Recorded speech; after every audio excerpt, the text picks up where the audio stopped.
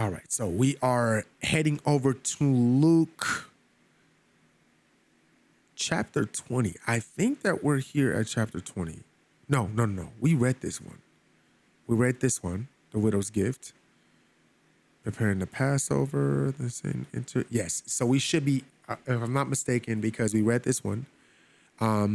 This one was talking about, the widow giving her gift, and everybody was like trying to be funny because like they had quote unquote gave more, but she had less, and her less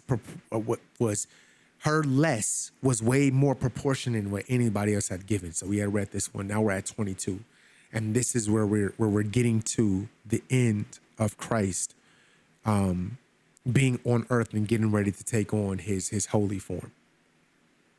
He's about to go back to heaven. Actually, I'm sorry. Christ is about to pay the ultimate sacrifice first, and then he's working his way back to heaven. But before that, we're about to see how truly people, like, they always talk about Christ like Jesus is just some like I always say hippie, like he's this super sweet, soft, cotton God that just allows for people to do whatever they want, however they want, whenever they want, and he doesn't judge anybody. And he loved every single person. He never talked bad to anybody.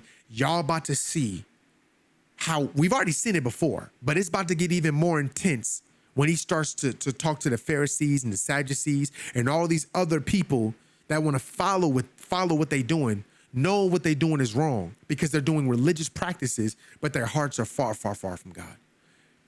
Starting here at Luke chapter 22, preparing the Passover. Now the festival of unleavened bread, which is called the Passover, was approaching. The chief priests and the scribes were looking for a way to put him to death, for they were afraid of the people who listened devoutly to his teaching and who respected his spiritual wisdom. Then Satan entered Judas, the one called Iscariot, who was one of the 12 disciples. And he went away and discussed with the chief priests and officers how he might betray him and hand him over to them. They were delighted and agreed with him to give him money. So he consented and began looking for a good opportunity to betray Jesus to them. Now I want to stop for a second. Y'all notice that Judas already, that's saying money is the root of all evil? See, Judas didn't do what he did to just do it. Mind you, he could have just betrayed him, y'all. Like why not just betray Jesus? Flo, he didn't just betray him. Yes, he betrayed him and he got paid for it. He was like, no. I want to betray him, and I also need to get paid for this. Mind you, Judas was already a sketchy person. He was already taking a little bit of money off the top. They would be passing around the offering, and he would take a little off the top. Like Christ had already knew what type of nonsense Judas would be doing. He knew. Judas really showed himself right here. He really was like, I do stuff, you know what I'm saying? Like I see that he the son of God, but I'm be real. I don't really about that money. So this lets you know that there are going to be people that can clearly see that God is real, clearly see that Christ has been working in their life, and still choose the world because they want that money. They want the fame. They want the glory. They want the praise. They want the honor. That's what they want. It's not the fact that money is evil. It's that people do evil things because normally money's involved. He could have just did something evil just to do it. But it was the money that sealed the deal. It was like, nah, I get that cash from that. That's what I really wanted for. That's what I'm doing it because I need that cash. Verse 6. So he consented and began looking for a good opportunity to betray Jesus to them. And at a time when he was separated from the crowd, because the people might riot or stop them from seizing him. Then the preparation day of unleavened bread, on which the Passover lamb had to be sacrificed. So Jesus sent Peter and John saying, go and prepare the Passover meal for us so that we may eat it. They asked him, where do you want us to prepare it? He replied, when you have entered the city, a man carrying an earthen jar of water will meet you. Follow him into the house that he enters and say to the owner of the house, the teacher asks, where is the guest room in which I may eat the Passover with my disciples? Then he will show you a large upstairs room. furnished with carpets and dining couches. Prepare the meal there. They left and found it just as he told them, and they prepared the Passover. I don't think y'all truly understand, like, when God sends you somewhere to go do something, he not sending you there to fail. He's sending you there and he gonna give you some details. It's for you. Like, he gonna make sure that when you get there, everything gonna go according to plan. All you gotta do is be obedient. He gonna make sure it's so good for you that the people there gonna be in alignment with God's plan too. Even if they don't believe in God, they still gonna be in alignment so that you can be there to do what you gotta get done. You're not hearing me. You're not hearing me. You're not hearing me. When Christ sends you somewhere, it don't matter what it is, a job, to minister, whatever the case may be, it's gonna be very specific. And he gonna put you with the right people at the right time. And he gonna make sure those people in alignment to whatever your mission is supposed to be. So if that job is yours and it's meant to be yours, oh, trust me, it's gonna be yours. It's not gonna be nobody else's but yours. That position, that place that you're supposed to be at, that house you're supposed to be at, trust me, it's gonna be very specific and laid out just for you. This y'all gotta really read this again and understand that when God lays something out for you, that's for you to be there at that time, at that very hour, for that season. It's yours. And you're gonna go there and see exactly what he promised you. And you're gonna be like, oh yeah, oh, he ain't lied. My God ain't lied. He ain't lied. Yeah, he ain't lied. He ain't lied not one time. He ain't lied not one time. The Lord's Supper. When the hour for the meal had come, Jesus reclined at the table and the apostles with him. He said to them, I have earnestly wanted to eat this Passover with you before I suffer. For I say to you, I will not eat it again until it is fulfilled in the kingdom of God. And when he had taken a cup and given thanks, he said, take this and share it amongst yourselves. For I say to you, I will not drink of the fruit of the vine from now on until the kingdom of God comes. And when he had taken bread and given thanks, he broke it and he gave it to them, saying, this is my body, which is given for you. Do this in remembrance of me. Right now, chat, we're talking about communion. This is communion. And in the same way, he took the cup after they had eaten, saying, this cup, which is poured out for you, is the new covenant ratified in my blood. But listen, the hand of one betraying me is with mine on the table. For indeed the Son of Man is going as it has been determined. But woe, judgment is coming to that man by whom he is betrayed and handed over. And they began to discuss among themselves which one of them it might be. Who was going to do this? Now I want y'all to, this next part, I want y'all to really hear this. Who was the greatest? Now a dispute also arose among them as to which of them was regarded to be the greatest. Jesus said to them, the kings of the Gentiles have absolute power and lord it over them. And those in authority over them are called benefactors. But it is not to be this way with you. On the contrary, the one who was the greatest amongst you must become like the youngest and least privileged, and the one who is the leader like the servant. For who is the greatest, the one who reclines at the table or the one who serves? It is not the one who reclines at the table, but I am among you as the one who serves. Now, let's slow down for a second. Let's make this real. The disciples sitting over there just chatting. They just chatting. Hey man, I'm gonna be real. I'm really the greatest, bro. Like for real. Not only did I head over to Jerusalem and I rebuked that little demon at that little boy, but I also brought in like 15, 20 people in like 1 week. You know what I'm saying? Like, I'm gonna be real with you. Y'all really can't hold me when it comes to that. And then Peter jump in and be like, boy, stop. First off, I brought in all these people to this church. That's number one. And then number two, now only did I help this person get a job here, but I did all of this other stuff. And dude had leprosy, got rid of that joint, helped old girl because she had a hunchback. So is this really a conversation here? And then Timothy jumped in, and then he started going. And so Christ is just sitting there looking at them like,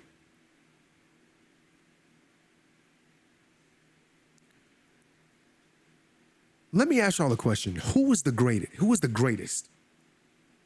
The one who reclines at the table, basking in the ambiance of what they've done, looking at everything that they have, sitting in their own glory, talking about what they've achieved, boasting in how they've accomplished their things? Or is it the person that actually gets up from the table and makes sure everybody's sitting down and they're comfortable? Hey, you need any water? Y'all good over here? Can I get you anything? I just want to make sure that y'all good. I know y'all here in my house. And just because y'all here at the house don't mean I'm not. Hey, I'm here to make sure y'all good. Like, oh, you want some more to drink? I got you. I got some more wine for you. You want any more bread? I've got that dessert for you that you asked me. I know you're a vegan, so I made sure I made you something separate from everybody else. I got you a lemon meringue. Is that good with you? Is it the person that sits there and reclines at the table? Or is it the person that serves? And Christ doubled down and said, but I am among you. I, the Son of God, am among you as somebody who serves. Remember, Christ is greater than all of them. He's greater than every single one of them that's sitting there. Yet he's the one that's serving. Hold that thought. Don't forget that thought. You are those who have remained and have stood by me in my trials. And just as my Father has granted me a kingdom, I grant you the privilege that you may eat and drink at my table in my kingdom, and you will sit on thrones judging the 12 tribes of Israel. Simon, Simon Peter, listen, Satan has demanded permission to sift all of you like grain. But I have prayed, especially for you, Peter, that your faith and confidence in me may not fail. And you, once you have turned back again to me, strengthen and support your brothers in faith. See, Satan wants to test Peter. That's what he's saying. He's saying Satan wants to test Peter. But before that, Christ is saying, like, look, y'all not slaves. You guys aren't slaves. You guys are sitting here at the table. Yes, I am the Son of God. I am God. But that's not how this kingdom works. So y'all are thinking that God is some God that makes you say, bow down before me and praise me now. And that's not what God is. That's not who God is. See, his worship comes from how good he is to you. The worship that you feel, the praise and exalting his name, you feel it because of what he's done for you. Because he's always in service. He's always giving out invoices. He always giving out receipts. I'm always working, baby. I'm always serving you no matter what. And you fall down on your knees to worship him because he is a God that serves. He is a God that serves. Remember I said, keep that in your mind. Keep on holding on to that. And then to show you that, even to show you how humble he is, how humble Christ is. He could have literally sat at a throne and put his on high and put his disciples on a table below him and sat down speaking at them. But instead, he's sitting at a table with them, surrounded with them, eating with his disciples.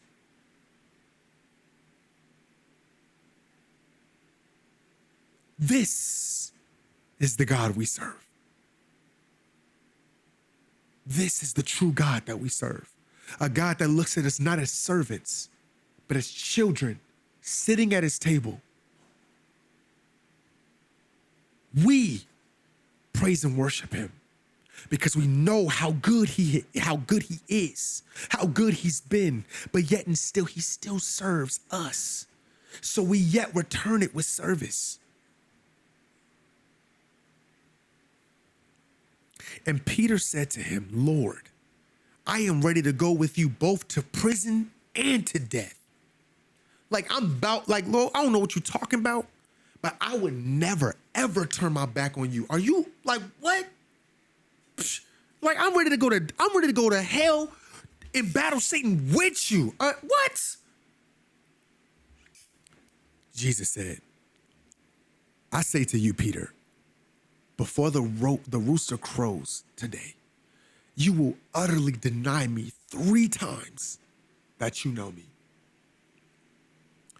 He said to them, when I sent you out without a money belt and provision bag and extra sandals, did you lack anything? They answered, nothing. Then he said to them, but now he who has a money belt is to take it along, and also his provision bag. And he who has no sword is to sell his coat and buy one. For I tell you that this scripture, which is written, must be completed. Remember, he's not talking about a physical sword. He's talking about the Bible. The Bible is our sword. That's what he's talking about. For I tell you that this scripture, which is written, must be completed and fulfilled in me. And he was counted with the criminals, for that which refers to me has its fulfillment and is settled. They said, Lord, look, here are 2 swords. And he said to them, it is enough. The Garden of Gethsemane. And he came out and went as was his habit to the Mount of Olives, and the disciples followed him. When he arrived at the place called Gethsemane, he said to them, pray continually that you may not fall into temptation.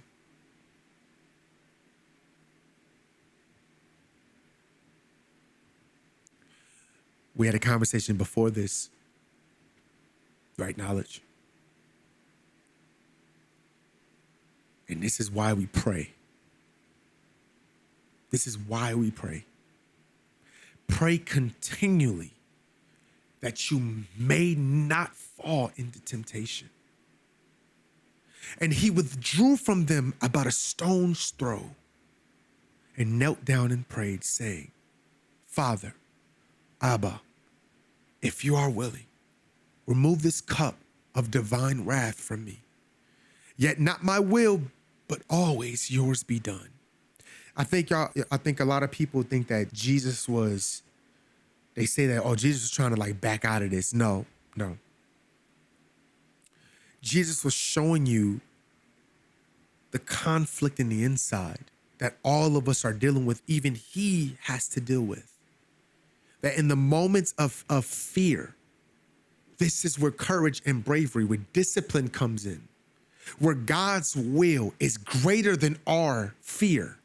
God's plan, God's purpose for us is greater than our fear, greater than what our flesh tells us that we are, than what our flesh tells us that we feel. This is when our obedience to God has to be greater than our emotional feelings.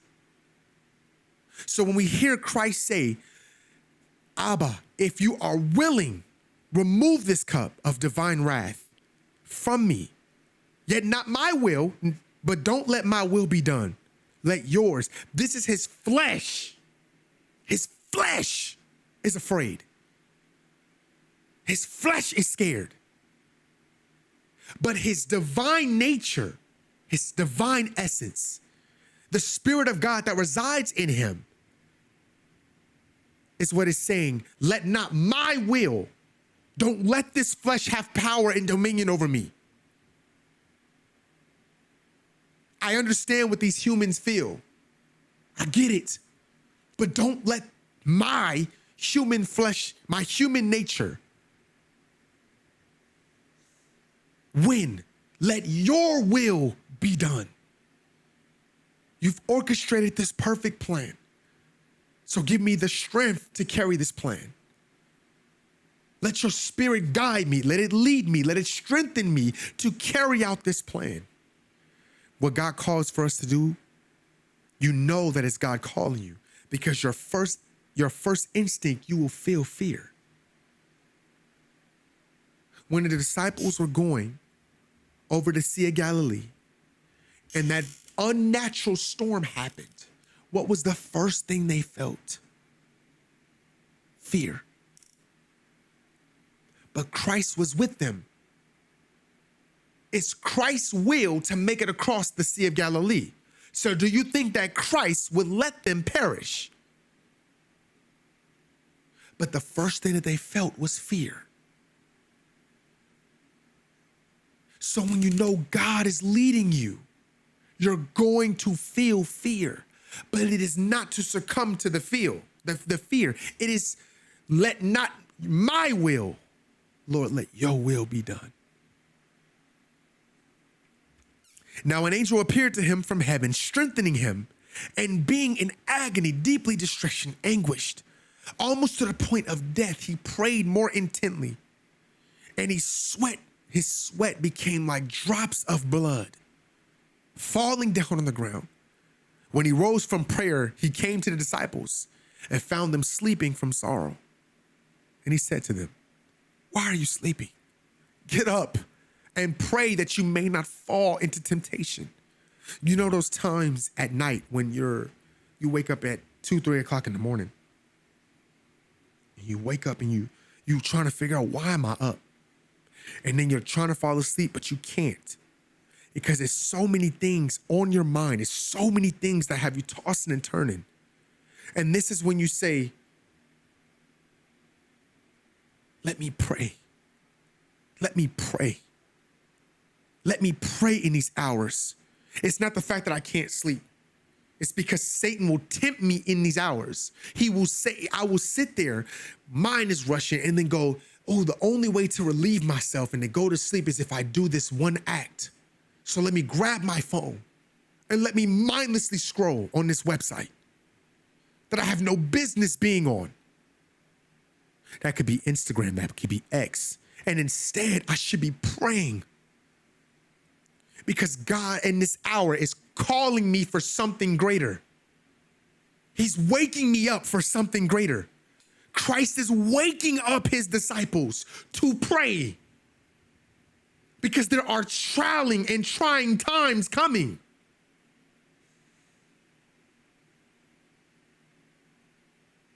And he's saying, pray, because during these times is where temptation is coming. And you can't fall back into it, because it's not your will, but it's God's will that needs to be done.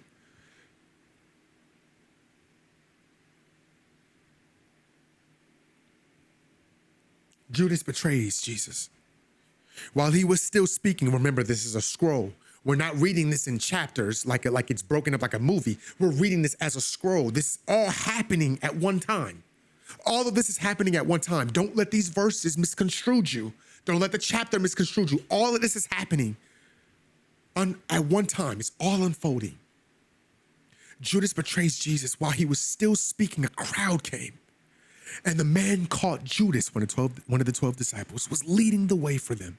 He approached Jesus to kiss him. And Jesus said to him, "Judas, are you betraying the Son of Man with a kiss?" When those who were around him saw what was about to happen, they said, "Lord, should we strike with the sword?" They was ready. They said, "What's up? What up? What we doing? What we doing? Who about that?" Because they went into fight or flight. The first thing they did, they went into fight or flight mode. And one of them struck the slave of the high priest and cut his ear off. He said, it ain't about that. It ain't about that. It ain't about that. Yeah, it ain't about that. It ain't about that. But Jesus replied, "Stop. No more of this." He touched the ear and healed him. Christ picked his ear up. And he said, "I raised you better than this. I taught you better than this. You know that this is supposed to happen. Let not your will, but let God's will be done." Remember, Christ doesn't say anything and then contradict himself. Everything he says, he means, and he means what he says. If this was the case, If Christ wanted them to defend him and fight off the army, Christ wouldn't need his disciples to do it. He could have literally called Michael to come help him, Gabriel to come help him, the cherubim to come help him. He said, stop. What are you doing? Let not your will, it's not your will. Let God's will be done. He touched the ear and he put it back on him. He picked it up. And even in the midst of all of this, knowing what they were going to do to him, he still picked the ear up and he put it back on his ear. Then Jesus said to the chief priests and officers of the temple and elders of the Sanhedrin, who had come out against him, have you come out with swords and clubs as you would against a robber? Day after day, when I was with you in the temple, you did not lay hands on me. But this hour and the power and authority of darkness are yours. Meaning you didn't act like this when I was in the temple. But here, now you want to act like this. Now you want to pull out weapons. You want to provoke people. But when the people was around me, you didn't act this tough when there was people around. But now that I'm here with my disciples, now you want to act tough. But it's okay. This is your hour of darkness. Go ahead. You can have it. Peter's denial. Then they seized him and led him away and brought him to the elegant house of the Jewish high priest. Mind you, they got Jesus chained up, pushing him, making him walk, disrespecting him. People, he walking through the city and everybody seeing him chained up and locked up. And Peter was following at a safe distance.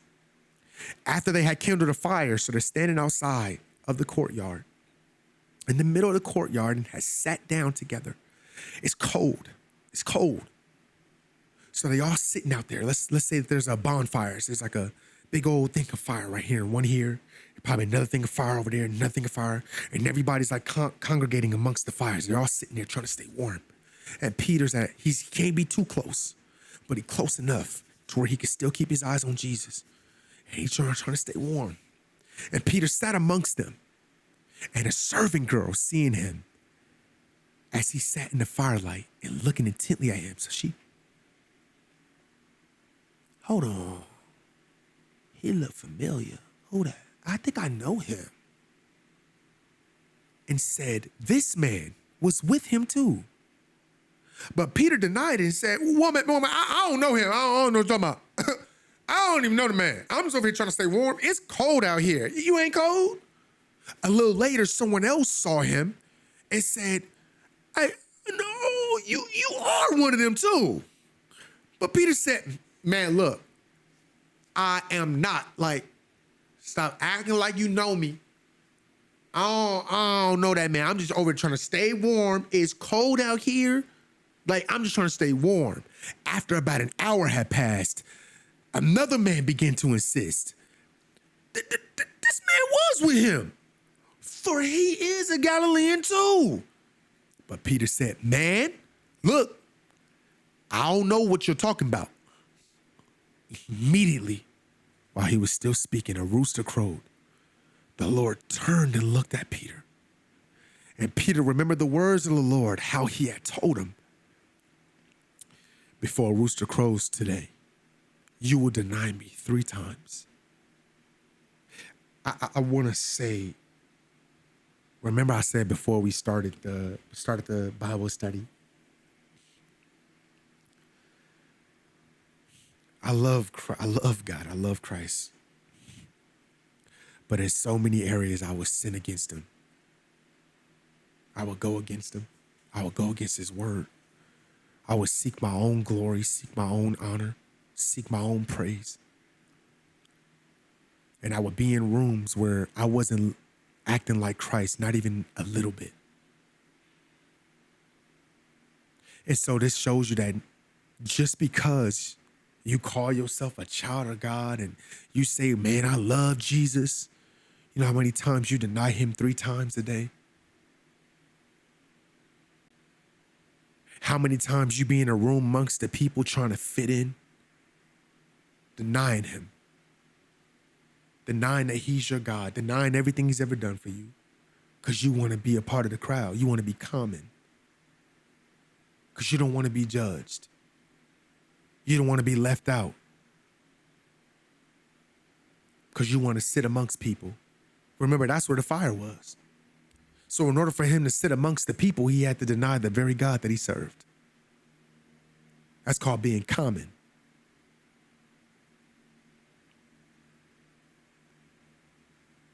And he went out and wept bitterly, deeply grieved and distressed. Knowledge, we're not the only ones, bro. We're not the only ones that sin against God and weep and grieve. I've done it multiple times, sin against God willingly, and then catch myself and remember. I can only imagine all the sins that I've committed, knowing how good God is to me, knowing what he's done for me, and then for him, if I could just see him across the street and I'm openly sinning, and then he turns and I see him looking at me.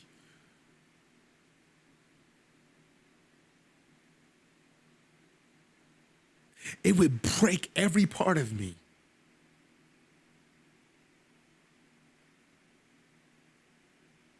Now imagine Peter saw his face. We just feel his spirit. It's no different. But being able to visually see him look at us and be disappointed and be hurt.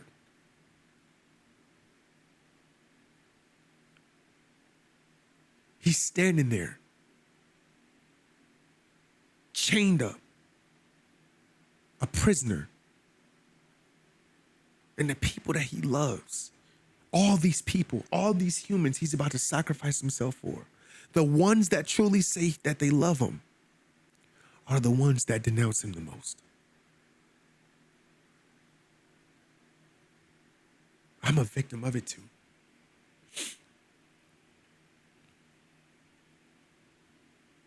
You're not alone. You're not by yourself. I've done it too. Now, the men who were holding Jesus in custody. Sorry, my nose is juicy. This always gets me. This always gets me every time. Now, the men who were holding Jesus in custody were mocking and ridiculing him and treating him with contempt and beating him. They blindfolded him and asked him, prophesy. Who is it that struck you? Can you imagine? Can you imagine? I'm sorry, this gets me every time. Can you imagine the people you come to love? You came to serve. He didn't sit at the table reclining, saying, I created all of this. It's all mine. He came here to serve. He came here to die for his people. These people have no reason to hate him, but they blindfolded him. They mocking him. I'm saying, and I'm saying they striking him. They hitting him as hard as they can. Slapping him. Backhanding him. Hitting him in the back of the head. And they said, prophesy now. Which one of us hit you?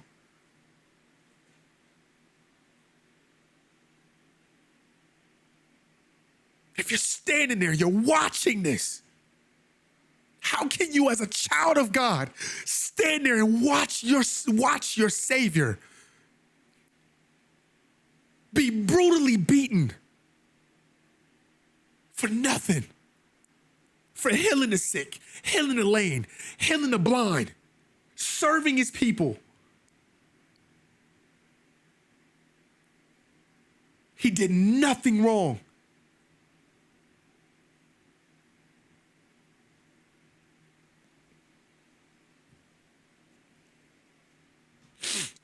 And they were saying many other evil and slanderous things about him, blaspheming, speaking sacrilegiously and abusively about him.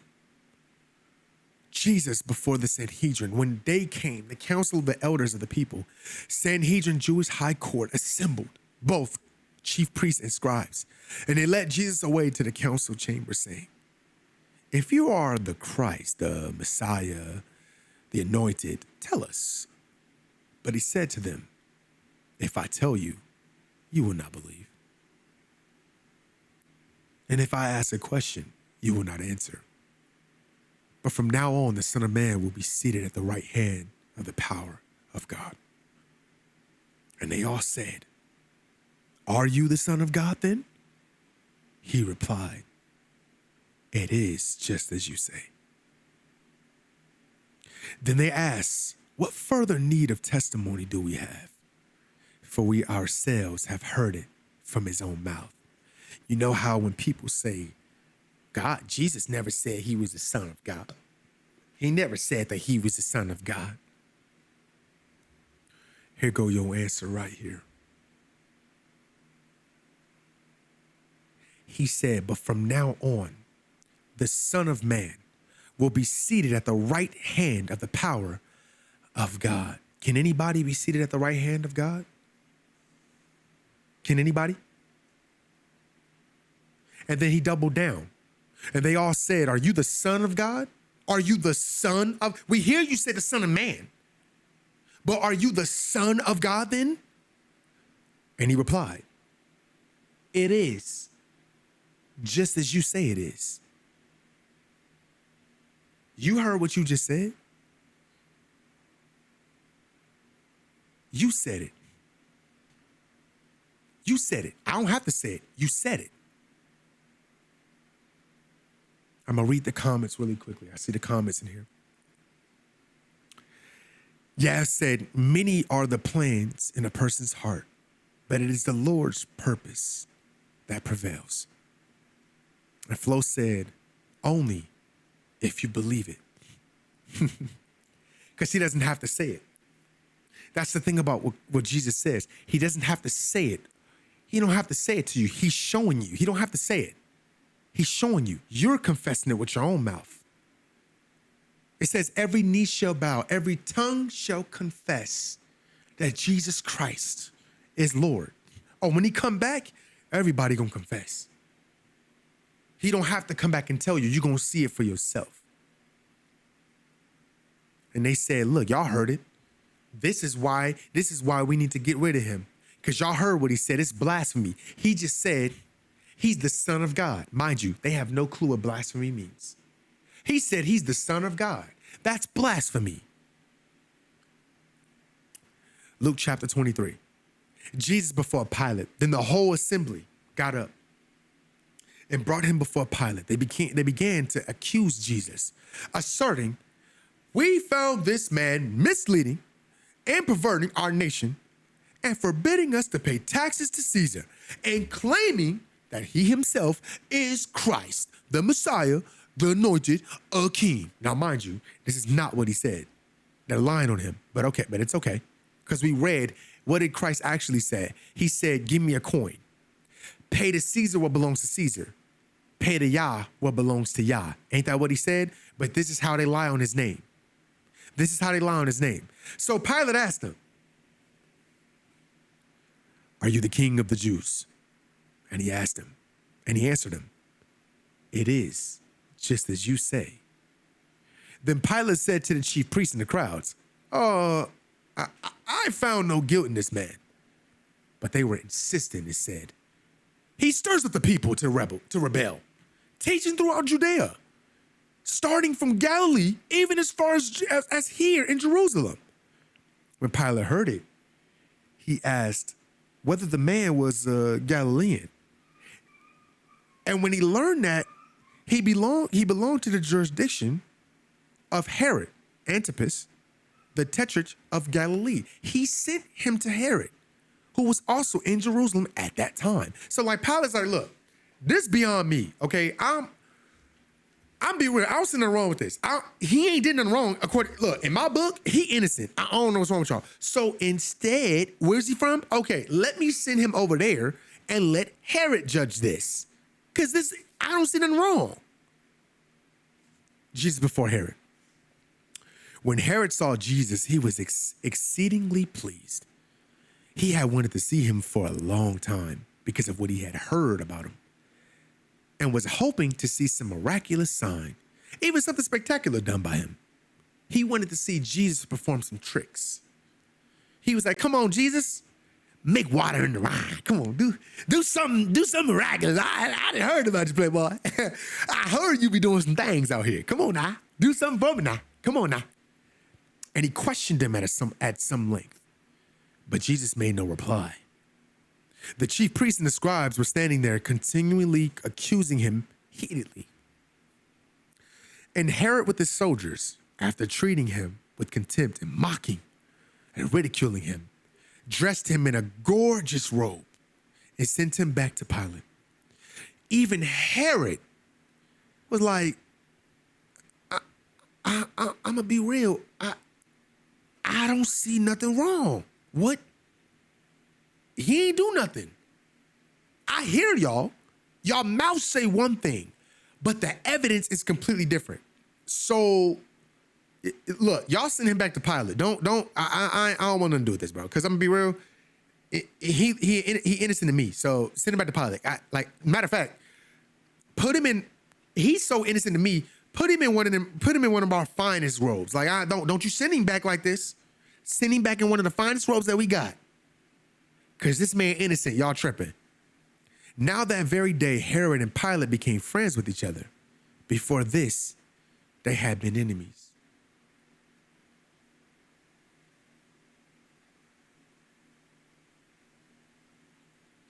Christ's spirit is so good. He turned enemies into friends.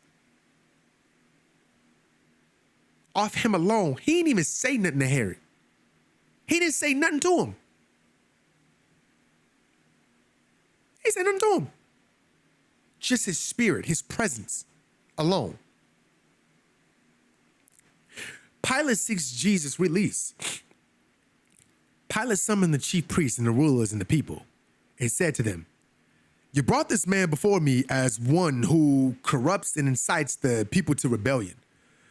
After examining him before you, I have found no guilt in this man regarding the charges which you make against him. No, nor has Herod, for he sent him back to us, and indeed he has done nothing to deserve death. Therefore, I will punish him to teach him a lesson and release him. Now, I'll punish him, but he gonna get released. I'm gonna be real. He ain't did nothing wrong. Herod didn't find nothing wrong with him. I didn't find nothing wrong with him. So there's no reason for me to put him to death. Now he was obligated to release them to one prisoner at the feast. Right? Now listen what this is. Now he was obligated to release to them one prisoner at the feast. They loudly shouted out all together, saying, away with this man and release Barabbas to us.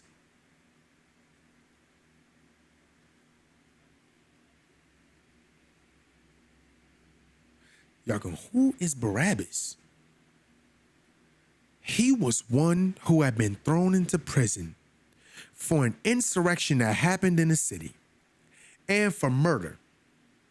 So he was thrown in there because of the crimes he was committing in the city.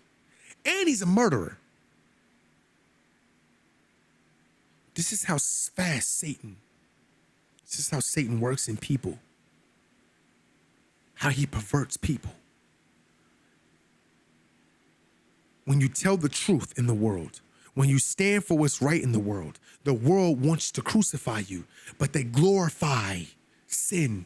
They glorify evil. They glorify crime. What's in today's music? What's in the movies? They glorify Scarface. They glorify The Godfather. These are movies full of sin, full of crime, but they're glorified. They're put on a pedestal. Snowfall is a TV show put on a pedestal. BMF, a TV show put on a pedestal. We glorify a lifestyle that we really don't love.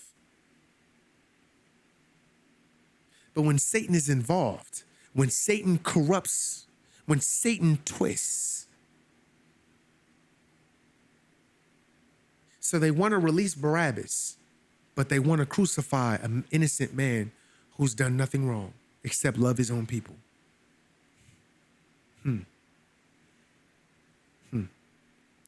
Pilate addressed them again, wanting to release Jesus, but they kept shouting out, "Crucify him! Crucify him!" Can you imagine? Hundreds of people shouting out, "Crucify him! Crucify him!"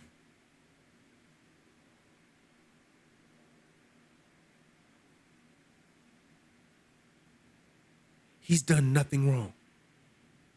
He's done nothing wrong. All you can hear is, "Crucify him! Crucify him!"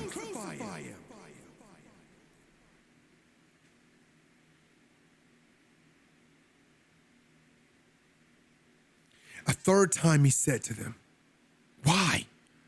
What wrong has he done? I have found no guilt, no crime, no offense in him, demanding death. Therefore, I will punish him." I will give y'all the benefit of that. I will punish him, okay? To teach him a lesson, and then I will release him.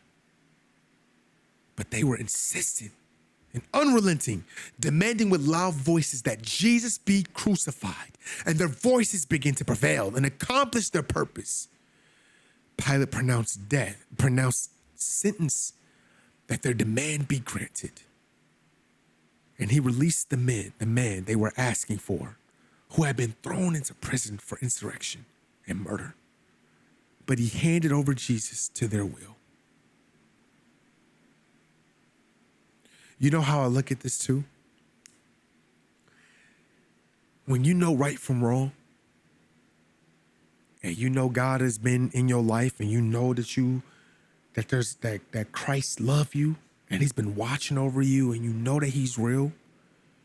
But then when peer pressure comes, when temptation comes, and people start asking you, like, "Why are you switching up? Why are you changing up? Come out here and come party with us. Come take a shot with us. Come on, man. Let's go back to the old days. Like, why you, like, bro, you been just different lately. You don't hang out with us no more. You don't do the things that we used to do." Because God is changing you, and you know right from wrong. And then you let people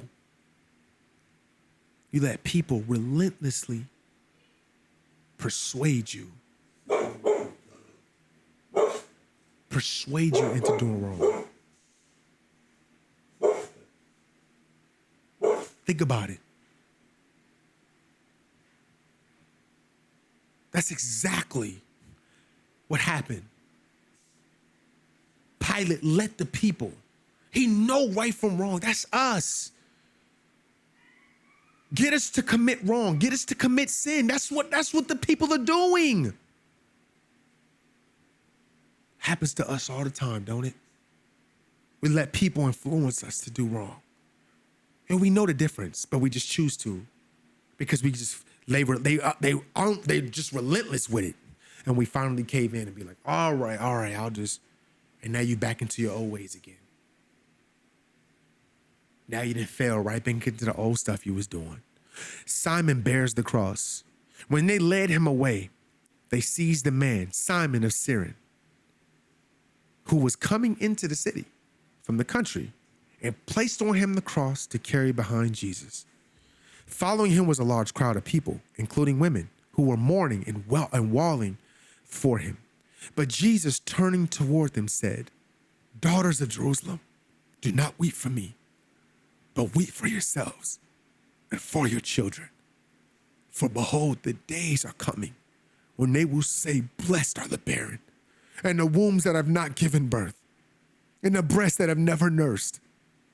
Then they will begin to say to the mountains, 'Fall on us,' and to the hills, 'Cover us.' For if they do these things when the tree is green, what will happen when it is dry?" Now, mind you, in the book of Luke, it's not showing you the crucifixion. It's not detailing the crucifixion. It's jumping straight to, this is why we have 4 gospels. Matthew, Mark, Luke, and John. They're different counts, not the same.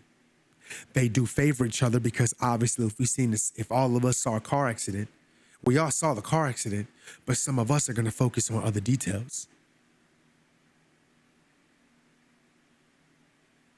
The gospels wouldn't make sense if all of them said the exact same thing, if they're supposed to be 4 different counts. If some of y'all came and somebody asked y'all, how was the Bible study? Some of y'all would say, well, in the beginning, Trey did praise and worship, but you know what I'm saying? And then we got into the book of Luke.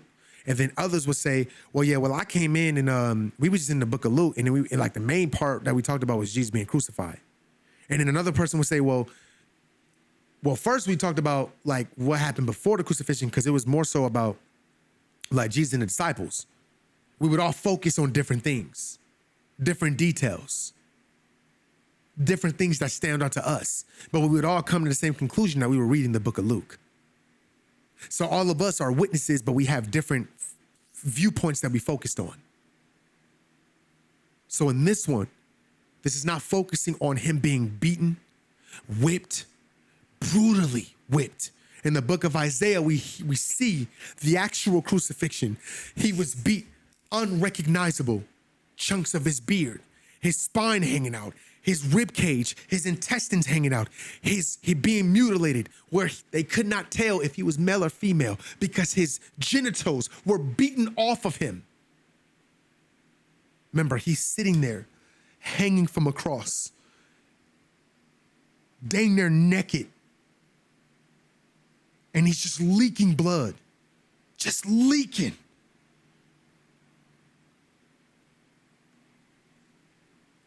Looking like a piece of fruit hanging from a tree.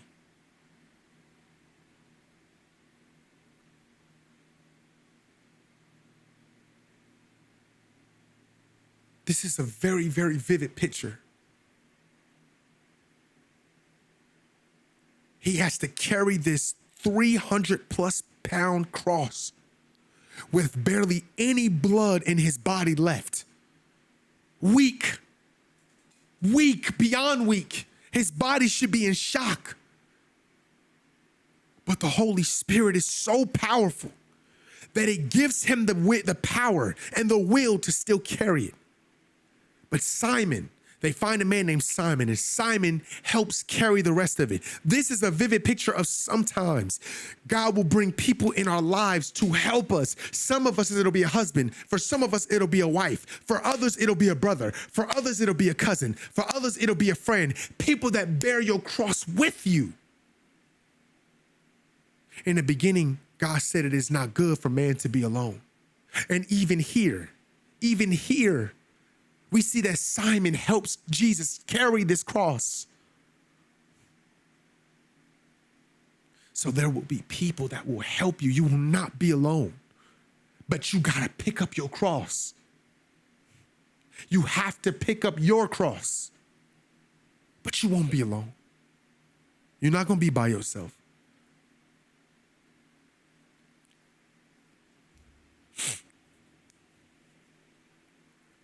Two others also, who were criminals, were being led away to be executed with him. The crucifixion. When they came to the place called the Skull, this place is called the Skull, but it's called Golgotha. They crucified him and the criminals, one on the right and one on the left. And Jesus was saying, Father, forgive them, for they do not know what they are doing. And they cast lots, dividing his clothes among themselves. So this is what they're doing. Remember, Herod sent Jesus back with this balm robe, fire. And it was worth a lot of money. And in the book of Psalms, this is 700 years before Christ comes. In the book of Psalms, it is prophesied that the Son of God will be crucified by David. that he would be crucified, and they would gamble, cast lots. Casting lots mean they were gambling. They was over there shooting dice. So imagine they shooting craps. Bow, 7.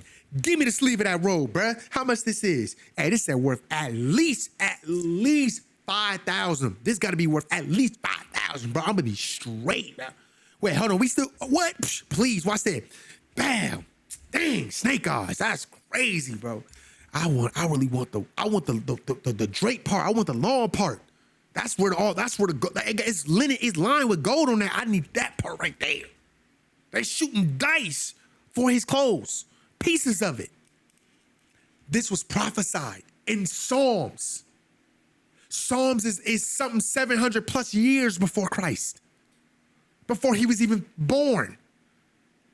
And then in Isaiah, this was prophesied 700 plus years before. Now the people stood by watching, but even the rulers ridiculed and sneered at him, saying, he saved others from death. Let him save himself if he is the Christ, the Messiah, the anointed of God, his chosen one. Just imagine people that do that all the time. You watching a boxing match and you see two boxers going at it, and you hear people in the crowd, your own family members. I mean, I'm gonna be real. He's not even a real fighter. Like all he do is run all day. He don't even really fight nobody. I'm gonna be real. LeBron James really not even that good. He all right. I mean, all he do is flop and cry all the time. I mean, like, are we serious here? Like, I mean, think about it. He lost a 3-1 lead. Like LeBron James had to go to the Heat so I'm just painting you a picture. This is the people, the same people that do this now. This is the same type of person, the same archetype. The soldiers also mocked him, coming up to him and cruelly offering him sour wine. Here, Jesus, drink this sour wine. I know you're thirsty. Look at the Son of God. He's the Son of God up here. Drink this sour wine. Here. If he really was the Son of God, he wouldn't be up here in the first place. So when Jesus says, Father, forgive them, for they do not know what they are doing. Do you know the love you have to have for people to listen to them ridicule you, for them to mock you in front of you, and to love them so much and to say, Father, forgive them, for they don't know what they're doing. Remember, Christ said, it is not the person who reclines at the table. It is the one who serves. Do you know how many people that are servants, they get talked about? Shoot, you work at McDonald's. I don't know who you talking about. You work at a drive-thru. Can I take your order, please? You little servant, like.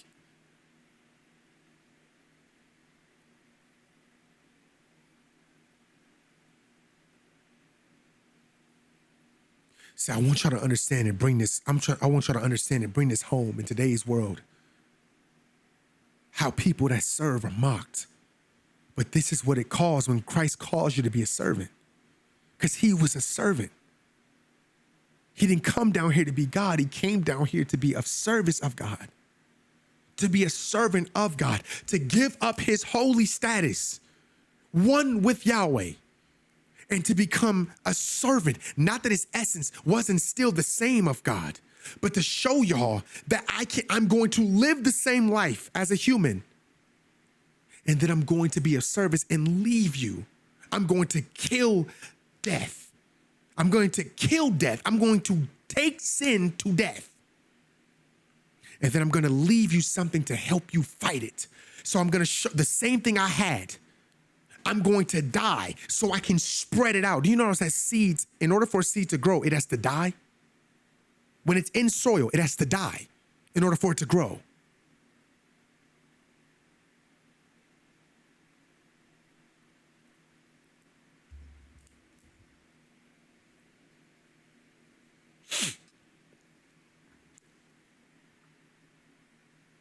and sarcastically saying, "If you are really the king of the Jews, save yourself from death." Now there was also an inscription above him, "This is the King of the Jews." One of the criminals who had been hanged on a cross beside him kept hurling abuse at him, saying, "Are you not the Christ? Save yourself and us from death." But the other one rebuked him, saying, "Do you not even fear God, since you are under the same sentence of condemnation? We are suffering justly because we are getting what we deserve for what we have done. But this man has done nothing wrong." And he was saying, "Jesus, please remember me when you come into your kingdom." Jesus said to him, "I assure you and most solemnly say to you, today you will be with me in paradise." It was now about the 6th hour noon, and darkness came over the whole land until the 9th hour, 3 p.m. Because the sun was obscured, and the veil of the holies of holies of the temple was torn in two. So imagine a temple being, remember, Christ, when he was there, he said, "Destroy this body." "Destroy this temple. I'll raise it up in 3 days." And everybody got it confused. They was like, "What? What is he talking about? This temple was built. Like, how are we going to destroy this temple? How are you going to rebuild this temple? It took 20 plus years to rebuild this temple, to build this. You're going to rebuild it in 3 days? How? By yourself? How?" They wasn't listening. Imagine a temple split, right, just from top all the way to the bottom. A temple. He dies on the cross. And Christ is sitting on the cross. And as he's sitting there, a temple splits in half. From top to bottom, splits. Now, mind you, they had seen all types of crucifixions. This has never happened before. Remember, crucifixion was a Roman thing. The Jerusalem, they ain't do that. They just stone you to death. They just hit you with pebbles and rocks until you die. Crucifixion was a Roman invention. And Jesus, crying out with a loud voice, said, "Father, into your hands I commit my spirit." Having said this, he breathed his last breath. Now, when the centurion saw what had taken place, he began praising and honoring God, saying, "Certainly this man was innocent." All the crowds who had gathered for this spectacle, when they saw what had happened, began to return to their homes, beating their breasts and as a sign of mourning or repentance. And all his acquaintances and the women who had accompanied him from Galilee were standing at a distance watching these things. People were great. They finally realized that he was the Son of God. But it's too late now. You've already crucified this man.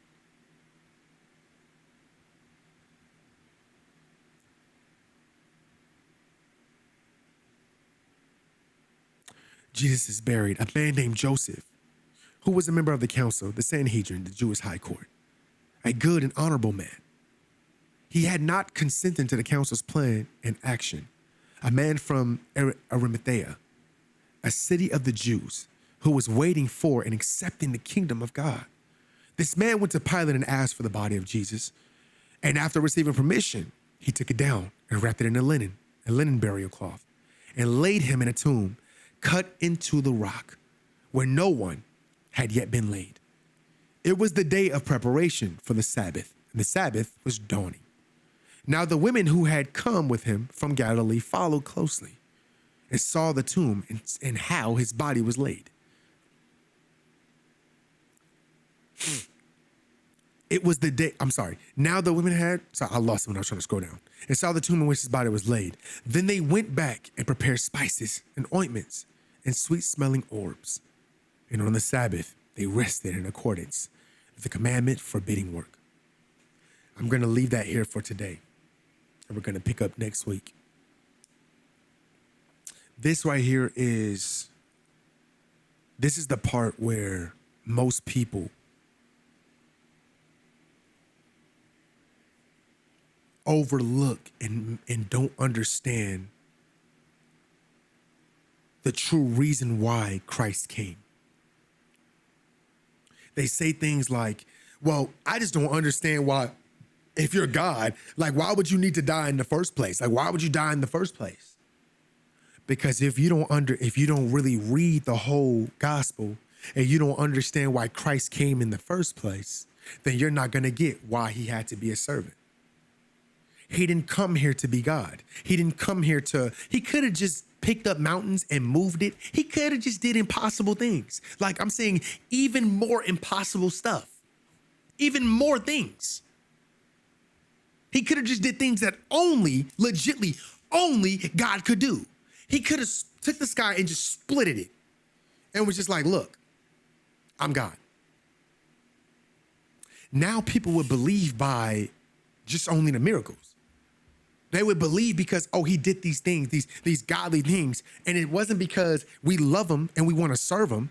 He just came down here and told us he was God, and by force, not by willpower, not by letting us have the will to serve him or not. He just did these things to be like, yeah, he's God. We have to serve him. He's God. We don't have a choice. You have to believe that he's God. But in order to believe, you have to first understand what makes him the Son of God. People think that God is just this being that sits on a throne, giving out commands, looking for servants. That's not what he's doing. That's not what he's doing. God is a servant himself. He cannot be God if he can't tell you to do something he doesn't do. God is not like man that he should lie. How can God tell you to be a servant if he doesn't serve? Think about it. That would be hypocrisy, correct? He cannot tell you to serve if he doesn't serve.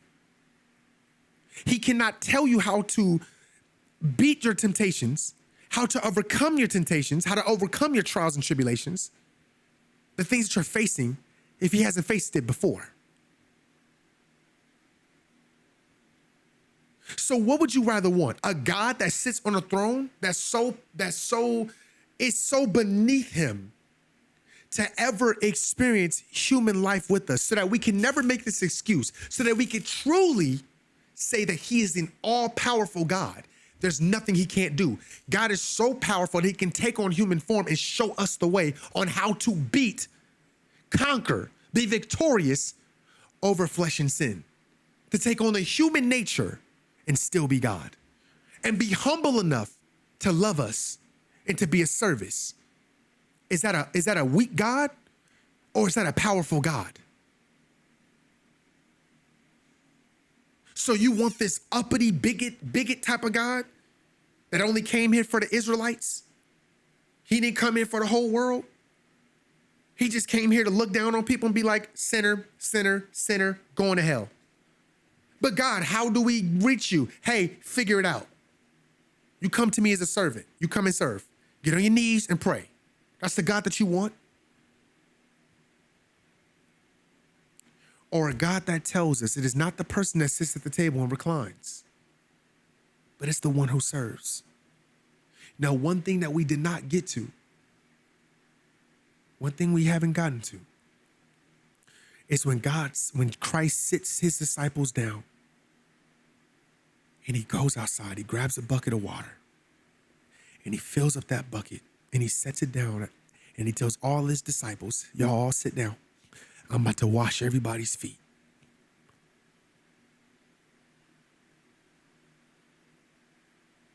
What type of God do we serve that is willing to wash our feet?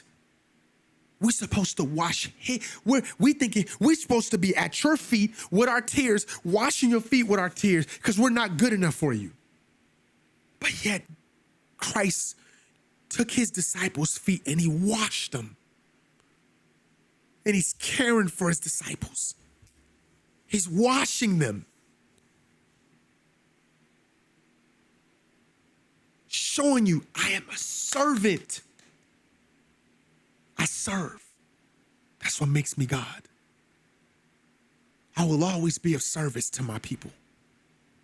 Y'all are my people. That's what makes him God. See, if you miss this, if you miss that, why would you want a God that looks down on us and judges us, gives us no answers to anything, has no humility, no humbleness, and just says, hey, it is what it is. Figure it out. If you go to hell, that's on you. But you come to me as a servant. Send a son. Send a son? You want me to send a son down to help you, to guide you, to lead you? We're not doing that. We're not doing that. Figure it out. No. That's the God I serve. That's the God that I serve. That's the God that I will serve to the end of time. Is a God that's always giving out receipts. He's always giving out invoices. Not a God that looks down on me and doesn't do anything for me. All he does is tell me that I have to just be a service of him. And if I don't, I'll go to hell. And that's not what he does.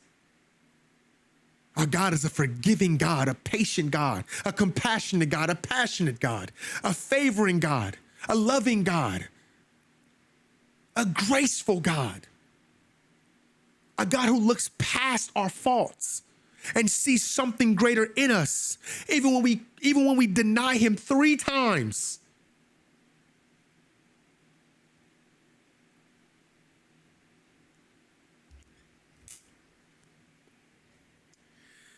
I appreciate y'all for coming to today's Bible study. Y'all know I'm recording this, so on this side for the YouTube, thank you guys for watching. If you guys want to be a part of these Bible studies, I do these every Sunday, 12 p.m. Pacific time. If you come in early, we have a little praise and worship. We also talk about what's going on during the weeks and the days. And I just thank you for everybody that is tuning in. Make sure y'all drop a like and make sure y'all drop a comment down below and share this content with other people. Just remember that Yahweh loves you. I love you. And I'll see you guys next time.